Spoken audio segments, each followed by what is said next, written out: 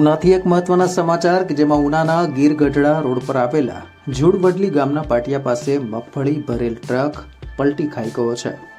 ઝુડવડલી ગામના પાટિયા પાસે વળાંક પાસે મગફળી ભરેલ ટ્રક પલટી ખાઈ ગયો છે।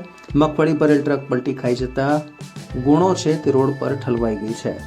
જાહેર માર્ગ પર મગફળી ભરેલ ટ્રક પલટી ખાઈ જતા લોકોના ટોળે ટોળા અહીં ઉમટી પડ્યા છે। ત્યારે ટ્રક પલટી ખાઈ જતા મજૂરો મારફતે અન્ય ટ્રકમાં મગફળીને ભરીને ટ્રક ગોડાઉન ખાતે લઈ જવામાં આવ્યો છે।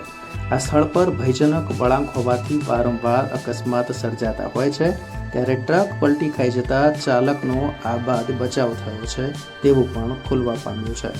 દ્રશ્યમાં આપ જોઈ શકો છો કે ટ્રક પલટી ગયો છે અને તેને કારણે જે ગુણો છે તે પણ બધી જ નીચે પડી ગઈ છે અને ત્યાર પછી તેને સ્થળાંતર કરવાની પ્રક્રિયા હાથ ધરવામાં આવી રહી છે।